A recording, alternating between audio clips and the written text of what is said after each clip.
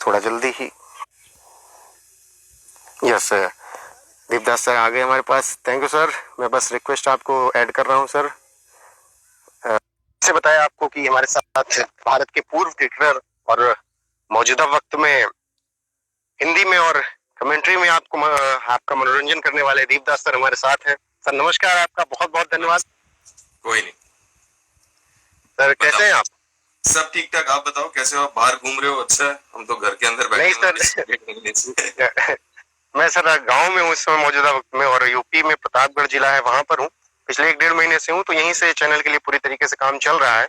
तो ये पीछे जो मेरी ग्रीनरी दिख रही है, घर पे पूरा जो सब्जी साग और ये पेड़ पौधे लगाए जाते हैं उसकी चीजें दिख रही हैं। तो प्रकृति की गोद में इस वक्त कह सकते हैं हम। और कैसे घर में सब कैसे हैं आप? सब ठीक ठाक, सब ठीक ठाक। वहाँ पे एक मेरे दोस्त हैं, वो पीडी करके, वो हाल ही में इंस्टाग्राम में ज्वाइन किया है। अगर आप में से वो बहुत ही काफी सालों से मेरे साथ काम करे, मेरे साथ क्या, मेरे से काफी दिन पहले से लेजेंड है प्रियदर्शन करके, अभी हाल ही में इंस्टाग्राम भी ज्वाइन किया है। यहाँ पे दिखे वो मुझे। हाय पीडी जी। हाँ पता है जी सर। इस समय दिन में सर कैसा कैसा पूरा दिन कट रहा है आपका? 24 घंटे कैसे बीत रहे हैं घर में? आराम से कट रहा है यार। इनफैक्ट थोड़ा काफी हद तक थोड़ा बिजी हो गया हूँ, क्योंकि पहले सवेरे होता है कि थोड़ा सा एक्सरसाइज कर लेता हूँ, प्राणायाम वगैरह। फिर बच्चों का स्कूल चल रहा है ऑनलाइन, तो उनके पीछे वक्त निकल जाता है। फिर दोपहर को ऐसे कुछ थोड़ा बहुत काम कर रहा हूँ, साथ में एक अपना एक शुरू कर रहा हूँ कुछ बहुत जल्दी। तो या इन सब चीजों के पीछे फिर शाम को थोड़ा एक्सरसाइज कर लेता हूँ, ऊपर टेरेस पे जाके चल लेता हूँ 45 मिनट 1 घंटा। सो या तो वो निकल जाता है दिन यार, पता भी नहीं लगता। डीप पॉइंट पे सर कैसा क्या चल रहा है इस समय? डीप पॉइंट काफी दिन से बंद रखा था मैंने, क्योंकि पीछे थोड़ा ट्रैवल ज्यादा हो रहा था, और मैंने कहा कि यार जब लोग सुन ही रहे हैं मुझे कमेंट्री में वगैरह, तो फिर अलग से मैं क्या कहूँ। तो पिछले अभी कल से शुरू किया दोबारा। आज कल या आज सॉरी नया वीडियो आया है, तो आज से दोबारा शुरू करना है। तो वो डीप पॉइंट अब दोबारा शुरू कर रहा हूँ। तो इस लॉकडाउन में सर आपके जो पुराने साथी थे, लगातार बातचीत चल रही, क्योंकि इतनी बड़ी भागदौड़ जिंदगी थी, हमेशा कांटेक्ट हो नहीं सकता था। तो इस वक्त सबसे बातचीत चल रही, वो 2001 वाली टीम जो साउथ अफ्रीका की गई, उन सबसे क्योंकि अभी जो जरूरी चीज है कि सबके साथ रहना, सबके साथ बातचीत रखना, चाहे वो जिनके साथ मैंने क्रिकेट खेला है या नहीं खेला है, जिनके साथ वैसी दोस्ती यारी है, तो सबके साथ ही कांटेक्ट में अभी जरूरी भी है, क्योंकि ये आसान वक्त नहीं है, किसी के लिए भी ये वक्त आसान नहीं है।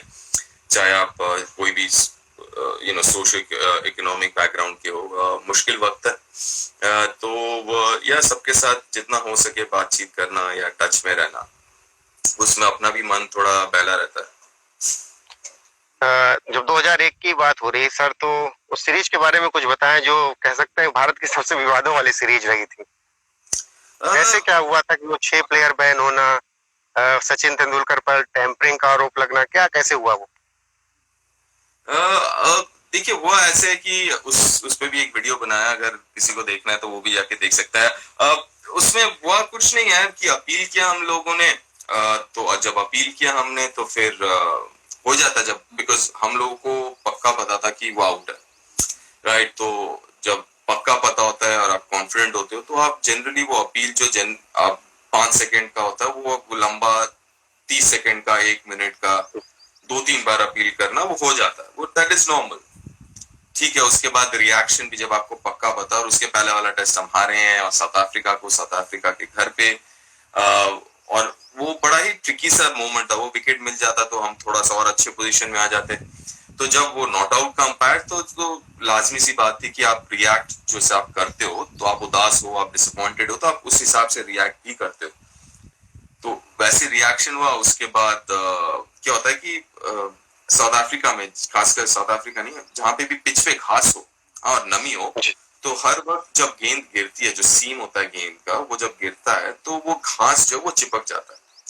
तो ये क्रिकेट के नियमों में ही है कि आप घास को निकाल सकते हो, आप सीम के ऊपर से जो घास चिपक जाती है उसको आप निकाल सकते हो। और सचिन वही कर रहे थे, वो घास निकाल रहे थे। और जहां तक मेरा मानना है, और I think I am right, कि वो अंपायर के साथ बातचीत करने के बाद उन्होंने किया, दिस इज नॉट इलीगल, वो आप सीम नहीं निकालो, आप घास निकालो, which is very very legal, वही वो कर रहे थे।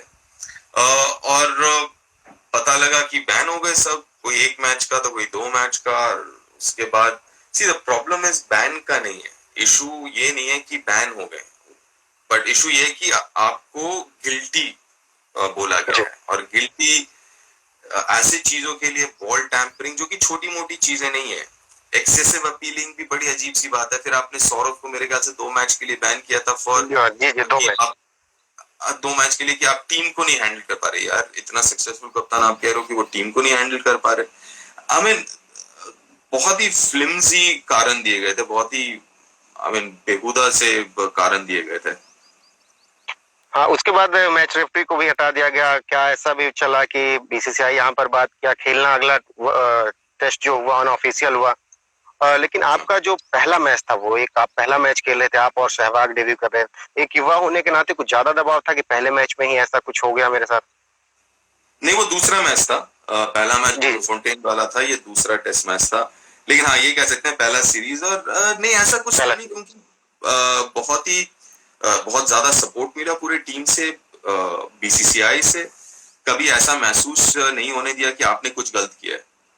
हाँ तो ये कब होता है कि जब आप सोचने लगते हो मैंने कुछ गलत किया, लेकिन एक तो खुद से कभी नहीं सोचा था कि मैंने कुछ गलत किया। अपील करना कोई इलीगल काम नहीं, अपना काम है अपील करना।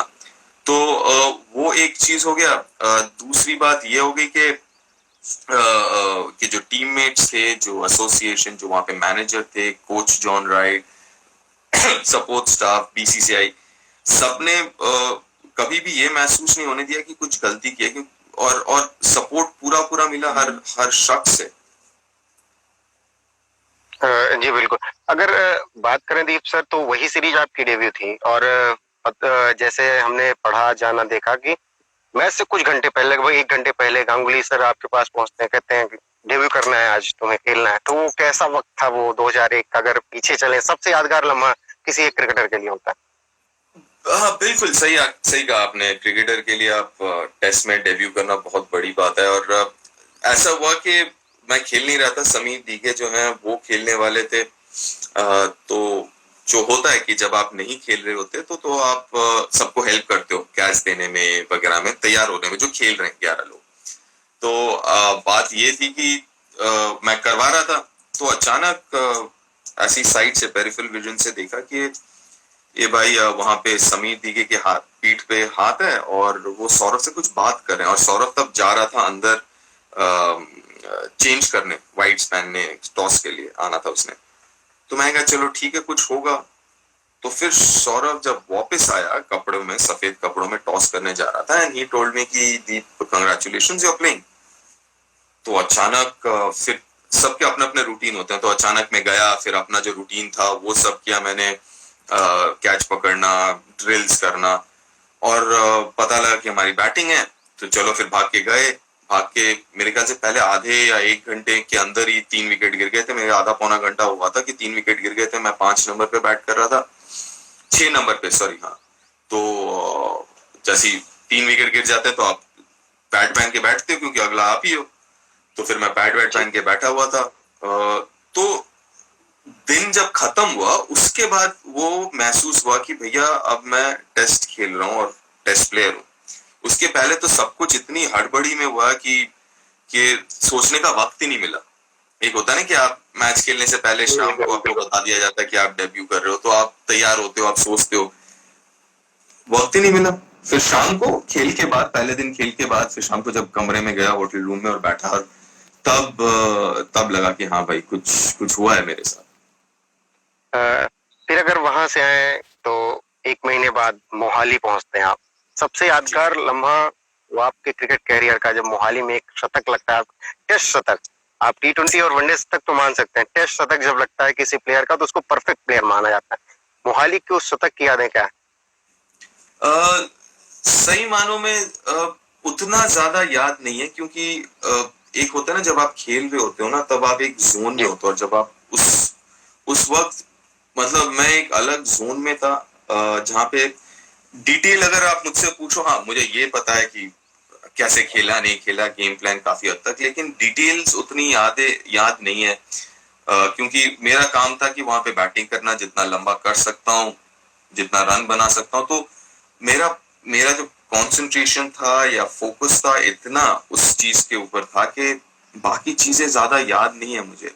कुछ चीजें जरूर याद हैं, जैसे जब 100 हुआ, फिर उसके बाद ड्रेसिंग रूम में मेरे पेरेंट्स वहीं पे थे, तो ड्रेसिंग रूम में आए, गले मिले और थिंग्स लाइक दैट सबसे, मतलब वो चीजें याद है मुझे, लेकिन एग्जैक्टली अगर डिटेल पूछोगे तो शायद नहीं बता पाऊंगा मैं। जी बिल्कुल, अगर देखें तो 8 और 5 वनडे आप खेला, टेस्ट 1 साल का लगभग करियर रहा। क्या लगता है कि और एक थोड़ा लंबा करियर हो सकता है उसका? मलाल कितना कम क्यों खेल पाया हो?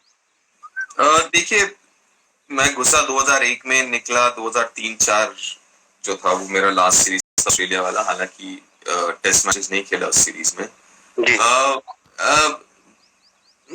नहीं, एक चीज जो मैंने समझा है कि वो जो रिग्रेट जो बात है कि मलाल की जो आप बात कर रहे हैं, थोड़ा सा था उस वक्त, लेकिन उसके बाद मैं एक ही चीज अपने आप से पूछता हूँ कि अगर जब मैंने खेलना शुरू किया था, लगभग लगा लो जब मैं 12 साल का था, और मैं उस 12 साल के दीप से ये कहता हूँ कि भैया आप 40 साल की उम्र में आप ये करेंगे, जहाँ पे आप इंडिया भी खेलेंगे, 8 टेस्ट मैचेस खेलेंगे, 5 एक दिवसीय खेलेंगे, 1 सेंचुरी होगा, आप बंगाल के लिए इतने मैचेस खेलेंगे, कप्तानी करेंगे, और आप कमेंट्री करेंगे, आपके जो लेजेंड्स हैं उनके साथ बैठ के, आपके जो आइकॉन्स हैं, 100% यस मैं जरूर मान लेता, नहीं भैया ये मैं खुश हूँ। तो इसलिए मैं खुश हूँ, मैं जो कर रहा हूँ, आई थिंक बहुत कम लोग कर पाते हैं, और या आई एम वेरी हैप्पी। जी, अगर बात करें मौजूदा वक्त में आकर, तो धोनी के जाने के बाद से एक स्लॉट जो है कि विकेट कीपिंग, आप विकेट कीपर रहे हैं भारत के लिए, तो ऐसे में क्या लगता है कि ऋषभ पंत, केएल राहुल समानांतर किसको टीम में खिलाया जाए, या किसको एक मोटिवेट किया जाए कि हाँ आप आगे खेलेंगे, क्योंकि वर्ल्ड कप सामने है आपके?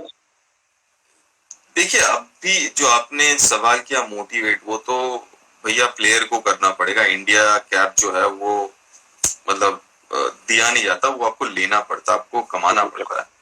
तो उस लिहाज से मेरे ख्याल से आप ये कहना चाहते हैं कि किसको ग्रूम करना चाहिए उस पोजीशन के लिए। जी बिल्कुल। तो वो ग्रूम के लिए देखिए, ऋषभ अपने हिसाब से मेरे ख्याल से एक मैच विनर है, पोटेंशियल मैच विनर है, जिनके ऊपर निवेश करना जरूरी है। तो वो तो फ्यूचर हो गए। केएल राहुल भी बहुत ही शानदार खिलाड़ी हैं। मुझे लगता है कि एज अ बैट्समैन तीनों फॉर्मेट में खेल सकते हैं और खेलेंगे भी। अभी फिलहाल 2 में है, लेकिन बहुत जल्दी मुझे लगता है टेस्ट मैचेस में भी वो आएंगे। बतौर विकेट कीपर देखिए, केएल राहुल, अगर उनके बैटिंग में कोई प्रॉब्लम नहीं होता कीपिंग से, तो फिर कोई मसला नहीं है। टेस्ट मैच में मैं बिल्कुल नहीं कहूंगा, लेकिन व्हाइट बॉल क्रिकेट में, T20 में डेफिनेटली यस, अगले एटलीस्ट 1-2 साल के लिए। उसके बाद 50 ओवर्स में भी अगर उनके बैटिंग को फर्क नहीं पड़ता कीपिंग करने से, तो बेशक। उसके अलावा भी काफी कीपर्स हैं, ऐसी बात नहीं है कि वही हैं, काफी कीपर्स हैं, संजू है अपने पास, बहुत अच्छे टैलेंटेड प्लेयर है। तो संजू हैं, महेंद्र सिंह, ईशान अगर किशन बात से कर बिल्कुल, ईशान किशन है, बहुत अच्छे कीपर हैं। अगर सर बात करें महेंद्र सिंह धोनी की, तो क्या लगता है एक बार फिर से जर्सी में दिखेंगे? सबसे कहते हैं कि सबसे जो क्वेश्चन होता है इस समय, सबसे बड़ा क्वेश्चन है इस समय, कि क्या वो वापस दिखेंगे? आपको देखिए, क्या लगता है? वापस दिखे ना दिखे, काफी हद तक दो लोगों के ऊपर निर्भर करता है। एक तो धोनी खुद, कि वो खेलना चाहते हैं नहीं खेलना चाहते हैं, और दूसरा है सिलेक्टर्स, राइट। पहली बात ये कि अगर मेरे हिसाब से अगर धोनी खेल रहे हैं, रिटायरमेंट उन्होंने नहीं लिया उन्होंने, तो फिर बिल्कुल उनके बारे में चर्चा करना तो बनता है। दूसरी बात ये कि फिर फॉर एग्जांपल, जो वर्ल्ड कप उन्होंने आखिरी खेला, उसके बाद उन्होंने कोई क्रिकेट खेला नहीं है, चाहे वो घरेलू क्रिकेट हो, कुछ नहीं खेला है। तो वो एक जरूरी चीज है कि अगर उनको अभी भी लगता है कि वो खेल सकते हैं, तो फिर थोड़ा तो क्रिकेट खेलना पड़ेगा। उसके बाद सिलेक्टर्स के ऊपर है। तो मेरे हिसाब से जब तक वो खुद रिटायर नहीं होते, तब तक देखो उनके चांसेस तो हैं। 100%, क्योंकि ग्रेट है। मतलब जो उनकी ग्रेटनेस है वो बहुत कम लोगों ने अचीव किया, जो उन्होंने अचीव किया है, तो he is one of the greats of the game. तो ऐसे जो जो शख्स होते हैं जो इस ऊंचाई तक पहुंचे हैं, उन उनके ऊपर है कि वो कब खेलना चाहते हैं, कब छोड़ना चाहते हैं। और अगर वो खेलना चाहते हैं तो फिर ऑब्वियसली खेलेंगे, फिर अगर वैसा है तो अगर इंडिया के लिए खेलना है तो फिर शुरुआत में तो थोड़ा सी घरेलू क्रिकेट भी खेलेंगे, फिर घरेलू क्रिकेट खेलेंगे, उसके बाद तो फिर खेलना लाजमी सी बात है। जी बिल्कुल। विराट की बात की जाए, बैट्समैन के रूप में बहुत बड़े प्लेयर, कप्तान के रूप में आप तीनों फॉर्मेट पे उनको किस तरीके से देख रहे हैं? क्योंकि बातें उठती रहती हैं कि स्प्लिट कैप्टेंसी होनी चाहिए, एक कप्तान के रूप में आपको परफेक्ट पूरी तरीके से दिखते हैं विराट? देखिए, पहले बात करते हैं ये स्प्लिट कैप्टेंसी के ऊपर। अगर स्प्लिट कैप्टेंसी की आप बात करें तो स्प्लिट कैप्टेंसी कॉन्सेप्ट से मुझे परहेज नहीं है कि आप अलग अलग फॉर्मेट में, लेकिन वो सिचुएशन के ऊपर डिपेंड करता है। कुछ देशों में और सिस्टम के ऊपर डिपेंड करता है। कुछ देशों में मतलब काफी नेचुरली हो जाता है। फॉर एग्जाम्पल अगर आप इंग्लैंड की बात करें तो इंग्लैंड टेस्ट टीम और वनडे टीम की अगर आप रुख करें या व्हाइट बॉल और रेड बॉल क्रिकेट की तरफ, तो काफी अंतर है दोनों टीमों में, राइट? कि मतलब मेरे ख्याल से कुछ 4-5 लोग ही होंगे जो तीनों फॉर्मेट खेल रहे हैं, और जिनमें से जो बेस्ट प्लेयर्स हैं वो नहीं खेल रहे। फॉर एग्जाम्पल जो रूट कभी खेलते हैं कभी नहीं खेलते हैं T20 में, राइट? लेकिन टेस्ट मैच में कप्तान है। वहीं इयन मॉर्गन है जो कि इतने अच्छे कप्तान है, बहुत अच्छे लीडर है, बहुत अच्छे कप्तान है। बहुत ज्यादा फर्क पड़ा है इंग्लैंड व्हाइट बॉल क्रिकेट में जब से वो कप्तानी कर रहे हैं, लेकिन वो टेस्ट मैच क्रिकेट नहीं खेलते। तो ये फिर बड़ा ही नेचुरल सी बात है कि दो अलग अलग कप्तान होंगे। लेकिन इंडिया में आपके जो बेस्ट प्लेयर्स हैं, आपने यहाँ पे विराट का नाम लिया, रोहित का नाम लिया, ये ऐसे हैं जो फिलहाल रोहित भी तीनों फॉर्मेट खेल रहे हैं, विराट भी तीनों फॉर्मेट खेल रहे हैं। तो ये फिर थोड़ा सा मुश्किल हो जाता है। अगर आपका जो कप्तान है और जो अच्छे प्लेयर्स हैं वो तीनों फॉर्मेट खेल रहे हैं, तो फिर बड़ा अजीब सा हो जाता है कि एक टीम में, क्योंकि फिलोसफीज अलग हैं, हाँ, कि कप्तानी करने का तरीका अलग, सोच अलग उनकी, तो बहुत मुश्किल हो जाता है प्लेयर्स के लिए कि आप अगर वनडे टीम में अलग तरीके से चल रहे हैं, फिर टेस्ट टीम में अलग तरीके से चल रहे हैं। तो मेरे ख्याल से वो सिचुएशन के ऊपर डिपेंड करता है। और मेरे ख्याल से इस वक्त, और खासकर इस वक्त, क्योंकि आपके सामने पता नहीं अक्टूबर में T20 होगा नहीं होगा वर्ल्ड कप, लेकिन सामने है, अभी तक तो शेड्यूल्ड है। तो आपके सामने वो वर्ल्ड कप है, फिर उसके बाद वो खत्म होती 2021 में एक और वर्ल्ड कप है। तो आप कप्तान भी अगर आप चेंज करते हो तो कम से कम ये तो फिर नाइंसाफी होगी ना कि आप कप्तान जो नया आता है उसको आप वक्त नहीं देते, है ना? आपको फिर वक्त देना भी जरूरी है कि आप उसको कम से कम साल भर का वक्त दो कि आप अपने नजरिए से, अपने हिसाब से टीम को बनाएं, अपने हिसाब से टीम को खड़ा करें। तो इसलिए मैं कहूंगा फिलहाल मुझे परहेज नहीं है इस स्प्लिट कैप्टेंसी से, लेकिन सिचुएशन के ऊपर निर्भर करता है। जी बिल्कुल। आईपीएल नहीं हुआ, कितना घाटा आप देख रहे हैं? मतलब पैसे के हिसाब से नहीं, प्लेयर के हिसाब से। और कुछ जो एक दो मौजूदा प्लेयर, जैसे धोनी के लिए बड़ा एक मंच था कि आके खेलते हैं उसके बाद वर्ल्ड कप सामने, अगर इस तरह से देखें तो प्लेयर्स के लिए, जी हाँ, प्लेयर्स के लिए जरूरी है, मतलब बहुत बड़ा झटका है। खासकर काफी प्लेयर्स जिनका घरेलू अच्छा सीजन गया, लेकिन क्या हो जाता है कि आजकल आपको अगर इंडिया उस लेवल तक पहुंचना है तो सिर्फ घरेलू क्रिकेट नहीं, घरेलू क्रिकेट के साथ आईपीएल भी जरूरी होता परफॉर्मेंस, है ना? तो उस नजरिए से काफी लोग जिन्होंने बहुत अच्छा प्रदर्शन किया है इस घरेलू सीजन में पिछले, उनके लिए मौका था। कुछ ऐसे हैं जैसे ऋषभ के लिए वर्ल्ड कप, अगर आईपीएल नहीं होता और वर्ल्ड कप होता तो फिर वो एक बहुत बड़ा लॉस हो जाता है काफी प्लेयरों के लिए। तो इसमें कोई दो राय नहीं है। और एक चीज मैं ये भी कहना चाहूंगा कि क्रिकेट को, खासकर हमारे देश में, कोई भी स्पोर्ट को और पॉपुलर स्पोर्ट को सिर्फ खेल के नजरिए से देखना मेरे हिसाब से सही नहीं है, क्योंकि ये जो पॉपुलर स्पोर्ट है ना, ये इंडस्ट्री है। तो आप सिर्फ खेल के नजरिए से देखेंगे तो आपको लगेगा यार क्या है, लेकिन ये हम सबको पता है कि क्रिकेट हमारे देश में स्पोर्ट नहीं है सिर्फ, ये एक इंडस्ट्री है जहाँ पे काफी हजारों लोगों का घर चलता है इससे। प्लेयर्स को आप हटा के, है ना, आप पत्रकारिता करते हैं, स्पोर्ट्स जर्नलिस्ट हैं, आप भी इस इंडस्ट्री के हैं, मैं कमेंटेटर हूं, मैं भी इस इंडस्ट्री का हूं। जो ट्रैवल इंडस्ट्री है, क्योंकि टीम ट्रैवल करता है, आईपीएल में टीम ट्रैवल करता है, इंडिया जब खेल रही होती है तब ट्रैवल करता है, तो उसका एक बहुत बड़ा हिस्सा रहता है, वो भी पार्ट है। हॉस्पिटैलिटी, होटल, जो आप होर्डिंग्स वगैरह देखते हैं, स्टेडियम के अंदर इतने सारे वेंडर्स होते हैं, कोई खाने का स्टॉल है, किसी का कोई वहां पे होर्डिंग लगा रहा है, तो कोई लाइट ठीक कर रहा है, तो कोई सीट साफ कर रहा है, तो कोई सीट लगा रहा है। तो ऐसे हजारों लोग हैं जो इस इंडस्ट्री के साथ जुड़े हुए हैं। तो इनका परिवार जी बिल्कुल, तो सिर्फ क्रिकेट खेल को या पॉपुलर स्पोर्ट को खेल के नजरिए से देखना सही नहीं होगा। अगर आखिरी लम्हों में बात करें अभी, तो अगर लगातार बात करें कि सबसे बड़ा कप्तान भारत को आपको कौन सा दिखता है, कौन सबसे बड़ा कप्तान भारत के लिए अभी तक? नहीं, ये कहना बहुत गलत होगा मेरे लिए, क्योंकि हर एक कप्तान, देखिए कप्तान उतना ही अच्छा है जितना अच्छा टीम है। हाँ जी बिल्कुल। तो आप अगर कोई सक्सेसफुल कप्तान होता है तो हाँ, एक तो वो कप्तानी बहुत जरूरी है, लेकिन साथ में वो टीम ये भी बताती है कि वो टीम कितनी अच्छी है, वो टीम को कितना अच्छी तरीके से चलाया है, वो तो जरूर है, लेकिन टीम भी कितनी अच्छी है। तो वो चीजें हैं, टीम की जो फिलॉसफी है, क्रिकेट को क्या कप्तान आगे लेके गया, जहां पे था वहां से आगे, तो बहुत जरूरी चीजें ये सब चीजें सोचना, और उस वक्त माहौल कैसा था। फॉर एग्जाम्पल हम बात करते हैं सौरव की, बिल्कुल उन्होंने चेंज किया है माइंडसेट। हम बात करते हैं एमएस धोनी की, दो वर्ल्ड कप है, बिल्कुल। हम राहुल द्रविड़ की भी उतनी ज्यादा बात नहीं करते, लेकिन करनी चाहिए, क्योंकि वो छोटे वक्त के लिए कप्तानी की, लेकिन अवे सीरीज वहां पे जीता उन्होंने, जो कि अभी भी हम जब कहते हैं खासकर टेस्ट मैच क्रिकेट में, तो अवे सीरीज की तरफ हम, और ये बहुत जरूरी है लोगों को बताना कि क्रिकेट 2000 साल के पहले भी खेला जाता था। हाँ, तो जो 69-71 में जो सीरीज जीता भारत ने, 71 में हमने वेस्ट इंडीज को हराया, हमने इंग्लैंड को इंग्लैंड में हराया, वेस्ट इंडीज को वेस्ट इंडीज में हराया। अजीत वाडेकर साहब कप्तान थे, तो उनका नाम भी लेना बहुत जरूरी है, क्योंकि इस जनरेशन के लोग काफी मर्तबा भूल जाते हैं कि भैया इंटरनेट के पहले भी क्रिकेट होता था।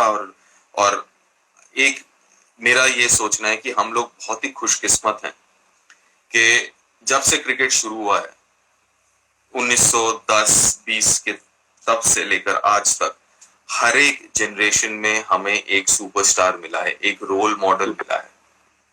हाँ, चाहे वो पलवंकर बलू कह लीजिए, उसके बाद आप विठल कह लीजिए, उसके बाद आप कर्नल नायडू कह लीजिए, वीनू मानकड़ कह लीजिए, मुश्ताक अली, एमएल जयसवाल, सुनील गावस्कर, कपिल देव, सचिन तेंदुलकर, एमएस धोनी, विराट कोहली, तो हम लोग बहुत बहुत खुशकिस्मत हैं। क्रिकेट की बात हो गई, लेकिन अब मौजूदा वक्त में आप कमेंट्री कर रहे हैं, और हिंदी कमेंट्री बहुत सालों बाद मैं कह रहा हूँ कि पसंद की जा रही भारत में। इतनी आप हैं, आकाश चोपड़ा जी हैं, मतलब लोग यहाँ पर सुनना चाहते हैं कि हाँ कमेंट्री ऐसी होनी चाहिए, मुझे हिंदी अच्छी लगती है, और आप लोगों ने जन जन तक हिंदी कमेंट्री पहुंचाई। तो थोड़ा हिंदी कमेंट्री और उस कमेंट्री बॉक्स का माहौल शेयर कीजिए, कैसे होता है वो माहौल? माहौल बहुत ही अच्छा होता है, मतलब देखिए इससे बेहतर, मेरे हिसाब से तो इससे बेहतर काम हो ही नहीं सकता। सारी जिंदगी हमने खेली क्रिकेट, और अब काम यह है कि क्रिकेट आप आराम से एसी कमरे में बैठ के, आप क्रिकेट चल रहा है उसके बारे में आपको बात करनी है। वो किससे बात कर रहे हैं? आप बात कर रहे हैं अपने दोस्तों के साथ, आप बात कर रहे हैं अपने जो आइकॉन्स हैं, हाँ गवास्कर साहब हो गए, कपिल पाजी हो गए, उनके साथ बैठ के आप बात कर रहे हैं, तो आप घूम रहे हैं विश्व भर में। आप इससे बेहतर काम तो हो ही नहीं सकता मेरे हिसाब से, मतलब I think this the best job in the world. और जो आपने कहा कि हिंदी पसंद कर रहे हैं, क्योंकि देखिए हिंदी में एक तो है कि एक अलग सा फ्लेवर है। देखिए हिंदी अपनी भाषा है, हाँ, चाहे वो हिंदी कह लीजिए, बंगाली कह लीजिए, आप तमिल कह लीजिए, तो अपनी भाषा का एक लगाव अलग है। हाँ, आप समझते अंग्रेजी जरूर है, हाँ, लेकिन जब जब हिंदी में बात करते हैं तो लगता है कि नहीं यार ये अपना बंदा है यार, ये हम जुड़ जाते हैं, वो कनेक्शन, हाँ जुड़ जाते हैं, आपका कनेक्शन अलग हो जाता है, राइट। वो कई मर्तबा होता नहीं है अंग्रेजी के साथ। हालांकि देखिए खेल तो हम लोग बचपन से देखते या सुनते आ रहे हैं, और खेल भी इंग्लिश है, तो जो टर्म्स हैं, कुछ यॉर्कर को आप यॉर्कर ही कहेंगे, बाउंसर को बाउंसर ही कहेंगे, छोटी गेंद सुनने में थोड़ा सा अलग लगता है, तो जो टर्म्स है वो तो रहेंगे, लेकिन और वो सब समझते भी हैं, कवर ड्राइव सब समझते हैं, कवर ड्राइव यॉर्कर सब समझते हैं, है ना। लेकिन फिर भी जो चीजें हैं, जो बात आप करते हैं, जो वो एक अलग अलग सा जो कनेक्शन है, आप जो जुड़ाव है वो अलग है। तो इस कारण जो इंग्लिश स्पीकिंग है, जो अंग्रेजी में बात करते हैं और जो मतलब अंग्रेजी जो कह सकते हैं उनका फर्स्ट लैंग्वेज, वो भी चाहते हैं, सुनते हैं हिंदी कमेंट्री, क्योंकि उसका फ्लेवर अलग है। थोड़ा हिंदी का फ्लेवर थोड़ा सा अलग है, थोड़ा सा इनफॉर्मल है, पर्सनल है। जब जब मैं भी सुनता हूँ किसी को हिंदी कमेंट्री में, लगता है यार यार ये तो मेरा बंदा है, ये तो बिल्कुल। वही कह रहा है जो मैं सोच रहा हूँ, हम्म, है ना? क्योंकि हम लोग अच्छा। सोचते भी हिंदी में है, तो फिर वो आपको भी लगने लगता है यार ये तो वही कह रहा है जो मैं सोच रहा अच्छा, बहुत दिनों से सवाल था सर, सोचा था आकाश चोपड़ा से जब बात होगी तो पूछूंगा, लेकिन आप बहुत साथ उनकी कमेंट्री करते हैं, इतनी अच्छी तुकबंदी इतनी जल्दी बनाते कैसे हो? लिख के आते हैं या तुरंत बन जाती है एक हूँ। नहीं बहुत? नहीं, वो बहुत मेहनत करता है। मतलब ये एक चीज तो है कि बहुत मेहनती है, बहुत मेहनती है, और इस काम में मेहनत भी है, ऐसी बात नहीं है। काम तो बड़ा अच्छा है, लेकिन मेहनती बहुत है, मेहनत बहुत है। और आकाश बहुत मेहनती है, और उनका दिमाग भी बहुत बहुत चुस्त है, बहुत शार्प है उनका दिमाग। और बड़ा मजा आता है उनके साथ काम करने में, क्योंकि वो एक सिर्फ मतलब ये नहीं कि जैसे उनका जो भाषा है, जो हिंदी भाषा है, और जो जैसे उनका वर्ड प्ले, जो शब्दों के साथ वो खेलते हैं, वो बहुत अच्छा है। लेकिन साथ में जो क्रिकेट का नजरिया है और जिस तरीके से वो एनालाइज करते हैं खेल को, वो भी बहुत अच्छा है। तो उनके साथ जब बैठते हैं, जब ऑफ एयर भी बात होती है, तो बड़ा मजा आता है सभी के साथ, क्योंकि क्योंकि आप सीखते भी रहते हैं। आप जब बिल्कुल। काम कर रहे हैं तो आप सीखते भी रहते हैं, आप उनसे सीखते हैं, आप बीवीएस से सीखते हैं, सनी सर तो हैं, कपिल पाजी जैसे लोग हैं, उनसे तो सीखते ही हैं। लेकिन जैसे जैसे आप किसी बारे में आप चर्चा करते हैं, हाँ, आप अपनी तरफ से तो कह ही रहे हैं, लेकिन आप दूसरे का नजरिया भी सुन रहे हैं और उसको भी आप अपने अंदर ले रहे हैं। तो बतौर आप एक एनालिस्ट भी आप डेवलप करते हैं, आपका जो नजरिया है वो भी इवॉल्व होता है। चलिए आखिरी सवाल करते हैं अभी। मान लीजिए आज 8 बजे पीएम मोदी संबोधन के लिए आ रहे हैं, लॉकडाउन हो सकता है कुछ छूट के साथ आगे बढ़े, तो इस लॉकडाउन के बाद आप क्या कुछ प्लान है कि इस लॉकडाउन के बाद क्या कुछ करना? देखिए, फिलहाल एक चीज तो हम सबको शायद जहन में रखना पड़ेगा कि ये रहेगा। हाँ, बहुत बिल्कुल। कोशिश कर रहे हैं सभी लोग, चाहे वो मोदी जी हो सेंटर में या चीफ मिनिस्टर स्टेट में हो, हर एक स्टेट में हर एक लोग, जो डॉक्टर्स हैं, जो पुलिस हैं, जो आर्मी है, सब लोग बहुत मेहनत कर रहे हैं। लेकिन एक चीज ध्यान में रखना पड़ेगा कि ये बहुत जल्दी जाने वाला है नहीं, इसी को लेके साथ में रख के चलना पड़ेगा। तो हमको उस नजरिए से प्रिकॉशंस लेने पड़ेंगे। देखिए, काम भी शुरू करना पड़ेगा। आज नहीं तो कल सबका एक लिमिट होता है, कि हम लोग चलो एक महीने घर पे बैठ के बिना कुछ काम करे चल जाएगा। लेकिन ये हर एक आदमी वैसा नहीं है। कुछ लोग हैं जिनको जरूरी है, और हम सब जानते हैं हमारे देश में खासकर, तो वहां पे बहुत जरूरी है कि काम भी शुरू करें। तो उस नजरिए से, लेकिन जब काम भी शुरू होगा तो प्रिकॉशन लेना जरूरी है। सोशल डिस्टेंसिंग जो हम कहते हैं, हाँ, फिजिकल डिस्टेंसिंग। देखिए, वो बोलना बड़ा आसान है, हम लोग अपने कमरे में रहते हैं, खुले मैदान में आप भी हैं जो आसपास नहीं है, लेकिन हजारों करोड़ों लोग ऐसे हैं जो जिनके पास वो सुविधाएं नहीं है। बिल्कुल एक सर। कमरे में चार चार लोग रह रहे हैं, तो मुश्किल मुश्किलें होंगी। तो हमको मानसिक रूप से तैयार रहना पड़ेगा कि मुश्किलें होंगी।